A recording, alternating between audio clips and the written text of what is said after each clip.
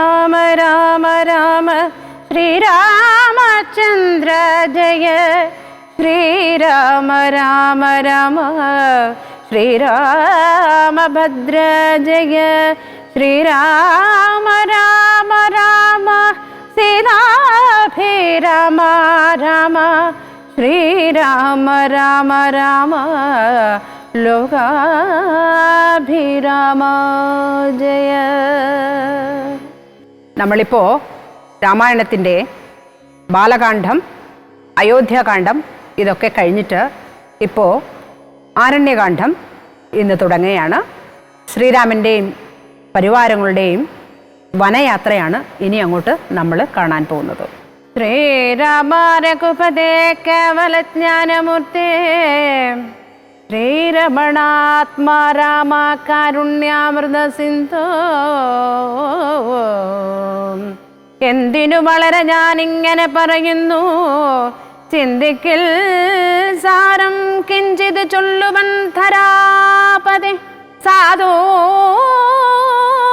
സംഗതി തന്നെ മോക്ഷ കാരണമെന്നു വേദാന്തജ്ഞന്മാരായ വിദ്വാൻമാർ ചൊല്ലിടുന്നു. സാധുക്കളാകുന്നത് സമചിത്തന്മാരല്ലോ. ബോധിപ്പിച്ചിടും ആത്മജ്ഞാനവും ഭക്തന്മാർക്കായി, നിസ്പൃഹന്മാരായി വിഗതൈഷണന്മാരായി സദാ ഭക്തന്മാരായി നിവൃത്താഖില കാമന്മാരായി ഇഷ്ടാനിഷ്ടപ്രാപ്തികൾ രണ്ടിലും സമന്മാരായി നഷ്ടസൗകന്മാരായി ബ്രഹ്മതൽപരന്മാരായി ശിഷ്ടാചാരൈക പാരായണന്മാരായി നിത്യം യോഗാർത്ഥോയമനിയമാതി സമ്പന്നന്മാരായി ഏകാന്തേശമതമ സാധനയുക്തന്മാരായി സാധുക്കളവരോട് സംഗതിയുണ്ടാകുമ്പോൾ ചേതസേ ഭവത്കഥാശ്രവണേ രതിയുണ്ടാം. ത്വത്കഥാശ്രവണേന ഭക്തിയും വർദ്ധിച്ചിടും. ഭക്തി വർദ്ധിച്ചിടുമ്പോൾ വിജ്ഞാനമുണ്ടായി വരും. വിജ്ഞാനജ്ഞാനാദികൾ കൊണ്ട് മോക്ഷവും വരും. വിജ്ഞാതമെന്നാൽ ഗുരുമുഖത്തിങ്കൽ നിന്നിതെല്ലാം. ആകയാൽ ത്വദ്ഭക്തിയും നിങ്ങളെ പ്രേമവായ്പും രാഘവ സദാ സംഭവിക്കണമേ ദയാനിധേ. ത്വത്പാദാബ്ജങ്ങളിലും ത്വത്ഭക്തന്മാരിലും എന്നുൾപ്പോവിൽ ഭക്തി പുനരെപ്പോഴും ഉണ്ടാകണം. എന്തല്ലോ സഫലമായി വന്നിതു മമ ജന്മമിന്നു മത്കൃതുക്കളും വന്നിത് സഫലമായി. ഇന്നല്ലോ തപസ്യനും സാഫല്യമുണ്ടായി വന്നു. ഇന്നല്ലോ സഫലമായി വന്നിതു മന്നേത്രവും സീതയാ. സാർദ്ധം ഹൃദി വസിക്ക സദാ ഭവാൻ സീതാവല്ലഭ ജഗന്നായക ദശരഥേ. നടക്കുമ്പോഴും ഇരിക്കുമ്പോഴും ഒരിടത്ത് കിടക്കുമ്പോഴും ഭുജിക്കുമ്പോഴും എന്നു വേണ്ട നാനാ കർമ്മങ്ങൾ അനുഷ്ഠിക്കുമ്പോൾ സദാകാലം മനസ്സേ ഭവദ്രൂപം തോന്നേണം ദയാംബുദേ.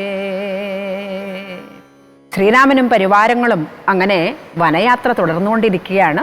അത്രി മഹർഷിയുടെ ആശ്രമമൊക്കെ കഴിഞ്ഞ് ശരഭംഗ ആശ്രമവും പിന്നിട്ട് സുതീക്ഷ്ണന്റെ ആശ്രമത്തിൽ ചെന്ന് സുതീക്ഷണോട് സംസാരിച്ചിട്ട് അദ്ദേഹത്തിൻ്റെ ഗുരുവായ അഗസ്ത്യമുനിയുടെ ആശ്രമത്തിൽ പ്രവേശിച്ചു. അങ്ങനെ ശ്രീരാമനെ കണ്ടിട്ട് അഗസ്ത്യമുനി അദ്ദേഹത്തെ സ്തുതിക്കുന്നതാണ് അടുത്തത്. സജ്ജന സംസർഗം മോക്ഷകാരണമാകുന്നു. സജ്ജനങ്ങൾ സമചിത്തന്മാരാണ്. അവര് ഭക്തർക്ക് ആത്മജ്ഞാനം ഉപദേശിച്ചു കൊടുക്കും. സുഖദുഃഖങ്ങളിലൊക്കെ തുല്യമനസ്കരായി കാമക്രോധാദി മോഹങ്ങളൊക്കെ വെടിഞ്ഞ് സത്പ്രവൃത്തി ചെയ്ത് യമനിയമങ്ങൾ ആചരിച്ച് ശമതമ സാധനയുള്ള സാധുക്കളുമായി സംസർഗമുണ്ടാകുമ്പോൾ മറ്റ് സജ്ജനങ്ങളും അങ്ങയുടെ കഥ കേൾക്കുവാൻ താല്പര്യമുണ്ടായി വരും. ഇങ്ങനെ ഭക്തിപൂർവം ശ്രീരാമനെ സ്തുതിച്ചിട്ട് അഗസ്ത്യമുനി ഇന്ദ്രൻ തന്നെ ഏൽപ്പിച്ചിരുന്ന അമ്പും വില്ലും ആവനാഴിയും വാളുമൊക്കെ ശ്രീരാമചന്ദ്രന് കൊടുത്തിട്ട് പറഞ്ഞു, ഭൂമിക്ക് ഭാരമായി തീർന്നിട്ടുള്ള രാക്ഷസന്മാരെ കൊല്ലുവാൻ വേണ്ടിയാണ് നീ സീതയോടൊപ്പം ഭൂമിയിൽ അവതരിച്ചത്. അതുകൊണ്ട് ഇവിടുന്ന് ഒരു 2 യോജന ദൂരം ചെല്ലുമ്പോൾ പഞ്ചവടി കാണാൻ സാധിക്കും. അവിടെ ആശ്രമത്തിൽ ചെന്ന് ദേവകാര്യങ്ങളൊക്കെ സാധിച്ചാലും എന്ന് പറഞ്ഞു. അപ്പോൾ അഗസ്ത്യൻ്റെ ഈ സ്തോത്രസാരമൊക്കെ കേട്ടിട്ട് ശ്രീരാമൻ ബാണചാപങ്ങളൊക്കെ നിലത്ത് വെച്ച് അഗസ്ത്യനെ വന്ദിച്ചു വീണ്ടും യാത്ര തുടർന്നു. അങ്ങനെ വനയാത്ര തുടർന്നുകൊണ്ടിരിക്കുന്ന സമയത്ത് ദണ്ഡകാരണ്യത്തിൻ്റെ ഒരു ഭാഗത്ത് ക്രൗഞ്ചം എന്ന ഒരു ഗിരിശൃംഗമുണ്ട്. അതിൻ്റെ താഴ്ഭാഗത്തൂടെയാണ് ഇവർ യാത്ര ചെയ്തുകൊണ്ടിരിക്കുന്നത്. അങ്ങനെ ഇവർ യാത്ര ചെയ്യുമ്പോൾ അതിൻ്റെ ശിഖരത്തിൽ, അതിൻ്റെ മുകളിൽ അരുണപുത്രനും സമ്പാദിയുടെ അനുജനുമായ ജടായു എന്ന പക്ഷിയെ അല്ലെങ്കിൽ പക്ഷി ശ്രേഷ്ഠനെ ശ്രീരാമൻ കാണുന്നു. പെട്ടെന്ന് അതിനെ കൊല്ലുവാൻ വേണ്ടി ശ്രീരാമൻ ഒരുമ്പെടുമ്പോൾ ജടായു കൈകൂപ്പിക്കൊണ്ട്, അയ്യോ എന്നെ കൊല്ലരുത്, ഞാൻ ശ്രീരാമ ഭക്തനാണ്, ദശരഥൻ്റെ സുഹൃത്താണ് എന്നൊക്കെ അറിയിക്കുന്നു. രാമന് സന്തോഷമായി.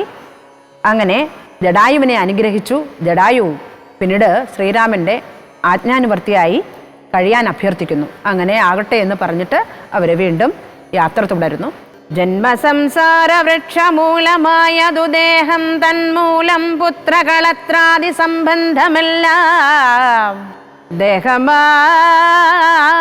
പഞ്ചഭൂത സഞ്ചയമയം ദേഹസംബന്ധം മായാവൈഭവം വിചാരിച്ചാൽ ഇന്ദ്രിയദശകവും അഹങ്കാരവും ബുദ്ധി മനസ്സും ചിത്തം മൂലപ്രകൃതി എന്നിതെല്ലാം ഓർത്തു കണ്ടാലും ഒരുമിച്ചിരിക്കുന്നതല്ലോ. ക്ഷേത്രമായതു ദേഹമെന്നുമുണ്ടല്ലോ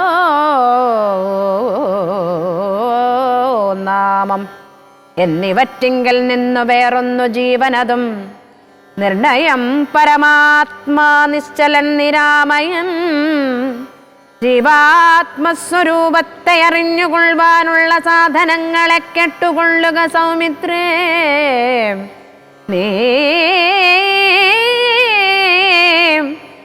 ജീവാത്മാവെന്നും പരമാത്മാവെന്നതും ഓർക്കുക. കേവലം പര്യായ ശബ്ദങ്ങളെന്നറിഞ്ഞാലും ഭേദമേതുമേയില്ല. രണ്ടും ഒന്നത്രേ നൂനോ ഭേദമുണ്ടെന്നു പറയുന്നത് അജ്ഞന്മാരല്ലോ.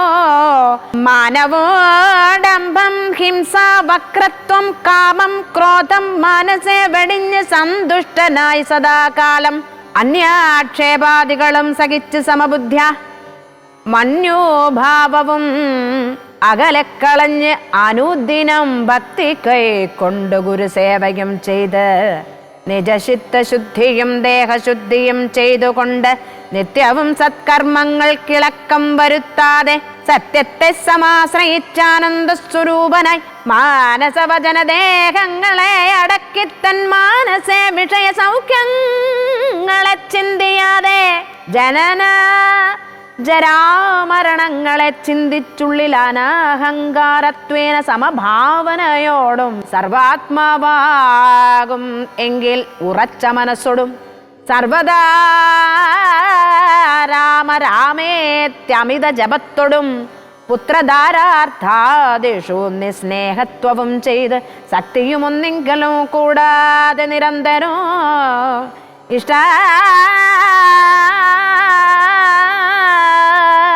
ഇഷ്ടപ്രാപ്തിക്കു തുല്യഭാവത്തോടോ സന്തുഷ്ടനായി വിവിക്ത ശുദ്ധസ്ഥലേ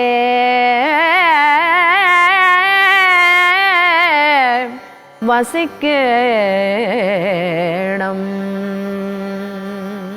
ജന്മസംസാര വൃക്ഷത്തിൻ്റെ വേരാണ് ശരീരം. അതിൽ നിന്നാണ് പുത്രകളത്രാദി ബന്ധങ്ങൾ ഉണ്ടാവുന്നത്. ജ്ഞാനേന്ദ്രിയങ്ങളും കർമ്മേന്ദ്രിയങ്ങളും ചേർന്ന് അഹങ്കാരം, ബുദ്ധി, മനസ്സ് ഇവയോട് യോജിച്ചിരിക്കുന്നതാണ് ക്ഷേത്രം അല്ലെങ്കിൽ ശരീരം. ഇതിൽ നിന്ന് ഭിന്നമായി നിശ്ചലമായിട്ടിരിക്കുന്നതാണ് നമ്മുടെ പരമാത്മാവ്. ജീവാത്മാവും പരമാത്മാവും കേവലം പര്യായ പദങ്ങളാണ്. ഇത് രണ്ടിനും ഭേദമില്ല. ഭേദമുണ്ടെന്ന് ധരിക്കുന്നവർ അറിവില്ലാത്തവരാണ്. അതുകൊണ്ട് കാമക്രോധാദികളൊക്കെ വെടിഞ്ഞിട്ട് സന്തുഷ്ടരായിട്ട് വസിക്കുക. അന്യരുടെ ആക്ഷേപാദികളെ സഹിച്ച് ദേഹശുദ്ധിയും മനഃശുദ്ധിയും ഒക്കെ വരുത്തി സൽക്കർമ്മങ്ങളൊക്കെ ചെയ്ത് ഇന്ദ്രിയ സുഖങ്ങളിൽ ആസക്തി ഇല്ലാതെ ജീവിക്കണം. നന്മ വരുമ്പോൾ സന്തോഷവും തിന്മയിൽ ദുഃഖവും ഉണ്ടാകരുത്.